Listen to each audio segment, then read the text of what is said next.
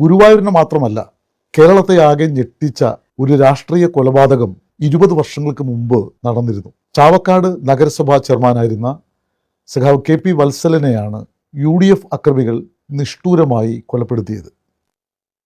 യാതൊരു പ്രകോപനവുമില്ലാതെ അന്ന് നിയമസഭാ തെരഞ്ഞെടുപ്പിൽ LDF സ്ഥാനാർത്ഥിയായിരുന്ന എൻ്റെ പ്രചരണത്തിന് വേണ്ടി പുന്നയൂർ പഞ്ചായത്തിലെ അകലാട് എത്തിയപ്പോഴാണ് സഖാവ് വത്സലനെ അവർ കൊലപ്പെടുത്തിയത്. അതിക്രൂരമായ കൊലപാതകം.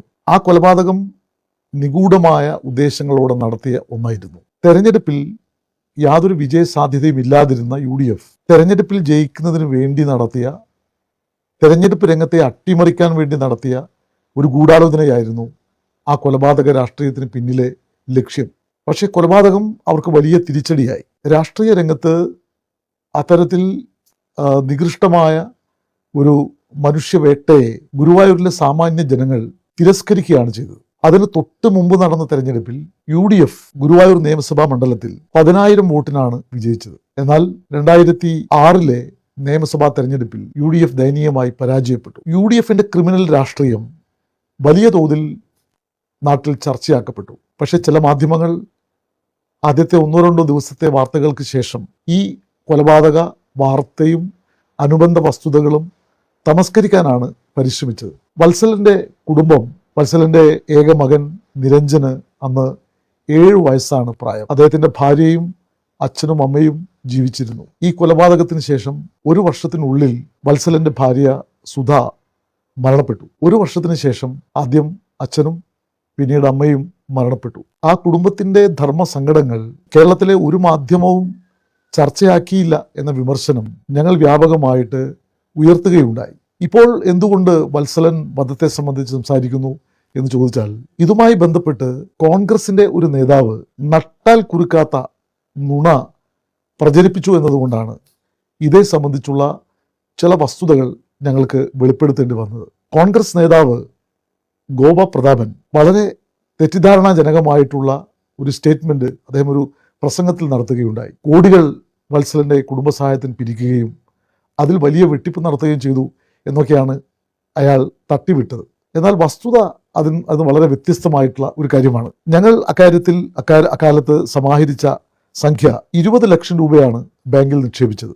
അതിൽ മൈനറായ നിരഞ്ജന്റെ പേരിൽ 10 ലക്ഷം രൂപയും, അമ്മ സുധയുടെ പേരിൽ 5 ലക്ഷം രൂപയും, അച്ഛൻ പരിയുടെ പേരിൽ 2,50,000 രൂപയും, കൗസല്യ അതായത് വത്സലന്റെ അമ്മ അവരുടെ പേരിൽ 2,50,000 രൂപയുമാണ് നിക്ഷേപിച്ചത്. 24 ലക്ഷം രൂപയാണ് ആകെ ഫണ്ട് കളക്ഷൻ വന്നത്. ഈ നിക്ഷേപിക്കപ്പെട്ട സംഖ്യ കഴിച്ചുള്ള സംഖ്യ അക്കാലത്ത് ആക്രമണത്തിന് വിധേയനായ സഖാവിന്റെ ചികിത്സ, അതുപോലെ കേസ് നടത്തിപ്പിന് ആവശ്യമായിട്ടുള്ള സംഖ്യ, ഇതെല്ലാം ഇതിൽ നിന്നാണ് ഉപയോഗിച്ചത്. ഈ 20 ലക്ഷം രൂപ പിന്നീട് വർഷങ്ങളോളം ബാങ്കിൽ നിക്ഷേപിക്കപ്പെട്ടു. 50,30,000 രൂപയായി ആ തുക ഉയർന്നു.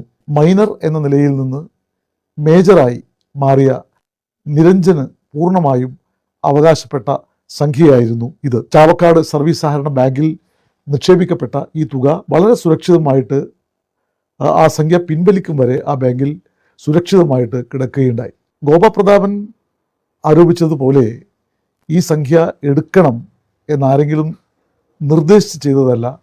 അദ്ദേഹം സ്വന്തം നിലക്ക് ആ തുക തൻ്റെ വിദേശ വിദ്യാഭ്യാസത്തിന് വേണ്ടി പിൻവലിക്കണം എന്ന് പറയുകയും അത് ഫെഡറൽ ബാങ്കിലേക്ക് മാറ്റുകയുമാണ് ചെയ്തത്.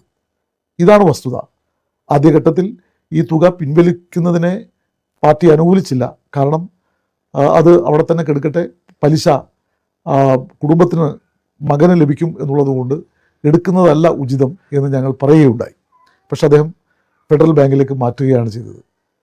പക്ഷെ എത്ര തെറ്റിദ്ധാരണാജനകമായിട്ടാണ് ആ പൊതുയോഗത്തിൽ ഗോപ പ്രതാപൻ ഇക്കാര്യങ്ങൾ അവതരിപ്പിച്ചത് എന്നുള്ളത് രാഷ്ട്രീയമായിട്ട് ജനങ്ങളെ തെറ്റിദ്ധരിപ്പിക്കുന്നതിന് വേണ്ടിയിട്ടുള്ള ഒരു അസത്യ പ്രചാരണമാണ് അദ്ദേഹം നടത്തിയത്.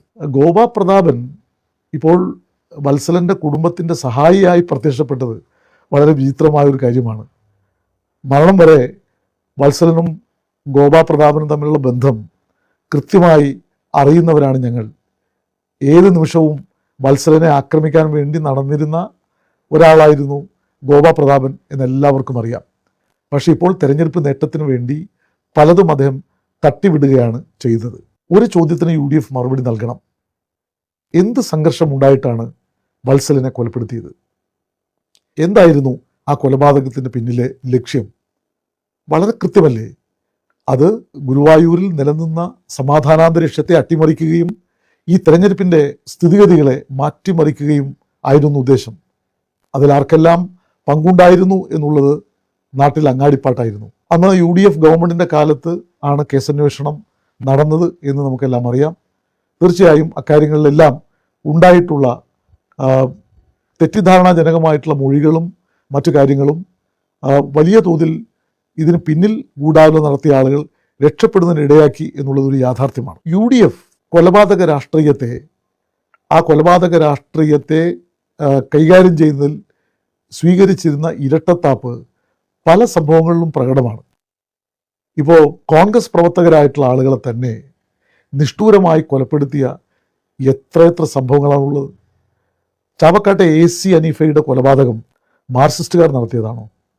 LDF ഏതെങ്കിലും കക്ഷി നടത്തിയതാണോ?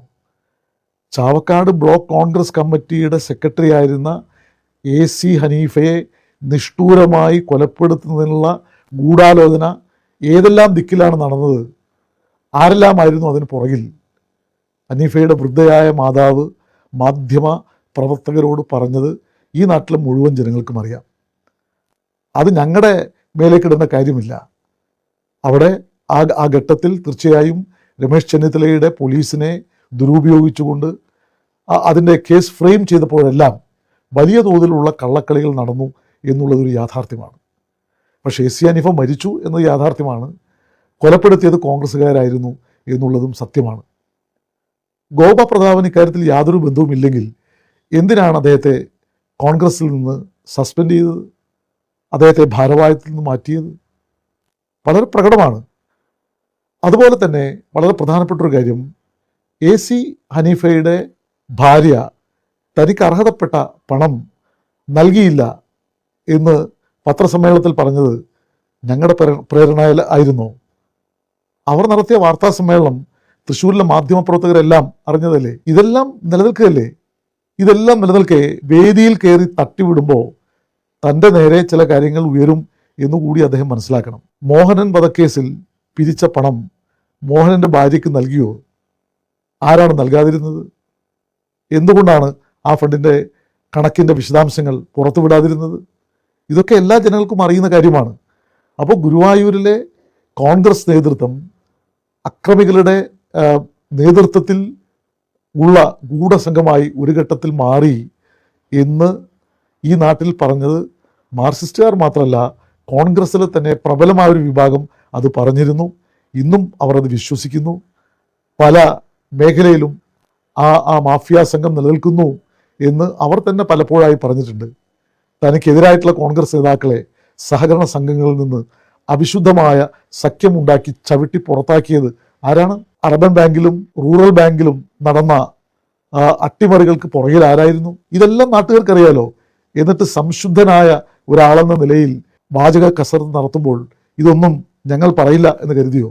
അപ്പോൾ വളരെ വ്യക്തമാണ്, ഗുരുവായൂർ നിയമസഭാ മണ്ഡലത്തിൽ UDF കഴിഞ്ഞ 2 പതിറ്റാണ്ടായി താഴേക്ക് പോയിട്ടുണ്ടെങ്കിൽ അതിന് കാരണം ഇത്തരം നേതൃത്വത്തിൻ്റെ ജനവിരുദ്ധമായിട്ടുള്ള നയങ്ങളും നിലപാടുകളുമാണ്. അത് കൂടുതൽ ആളുകൾക്ക് വ്യക്തമായി വരുന്ന ഒരു ഘട്ടമാണ്. എന്തെല്ലാം അപവാദ പ്രചരണം നടത്തിയാലും ഈ നിയമസഭാ മണ്ഡലം സഖാവ് വത്സലൻ്റെ രക്തസാക്ഷിത്വത്തെക്കുറിച്ച് എപ്പോഴും ഓർക്കും. ഈ ഏപ്രിൽ അദ്ദേഹത്തെക്കുറിച്ചുള്ള സ്മരണകൾ കൊണ്ട് വികാരഭരിതമാണ്. ഞങ്ങളുടെ സഹോദര തുല്യനായ ഒരു സഖാവിനെ നിഷ്ഠൂരമായി വകവരുത്തിയതിൻ്റെ അരിശം 2 പതിറ്റാണ്ട് കഴിഞ്ഞിട്ടും ഈ മണ്ഡലത്തിലെ ഞങ്ങളുടെ പ്രവർത്തകർക്കോ ഞങ്ങളുടെ അനുഭാവികൾക്കോ സാധാരണ ജനങ്ങൾക്കോ ഇല്ലാതായിട്ടില്ല എന്ന കാര്യം നിങ്ങൾ ഓർക്കണം. ഇടതുപക്ഷ ജനാധിപത്യ മുന്നണിയുടെ തെരഞ്ഞെടുപ്പ് പ്രവർത്തനങ്ങൾ ഏറ്റവും നല്ല നിലയിൽ മുന്നോട്ട് പോകുന്നു. ഈ പ്രവർത്തനങ്ങളിൽ സഹകരിക്കുന്ന മുഴുവൻ സഖാക്കൾക്കും അഭിവാദ്യങ്ങൾ അർപ്പിക്കുന്നു. ഗുരുവായൂർ മണ്ഡലത്തിലെ നാട്ടുവാർത്തകളുമായി സർക്കിൾ ലൈവ് ന്യൂസ്.